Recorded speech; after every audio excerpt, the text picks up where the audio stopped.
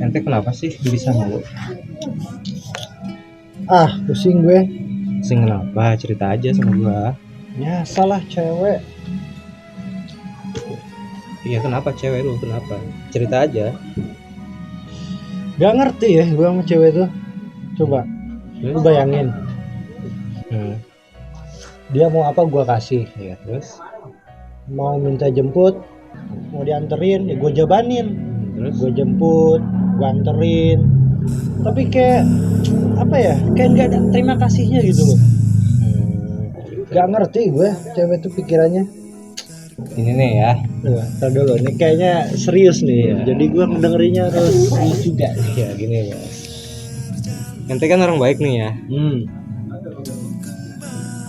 Ada pepatah mengatakan, kenapa orang baik selalu disakiti? Kenapa tuh sob? Karena yang baik tidak mampu untuk menyakiti.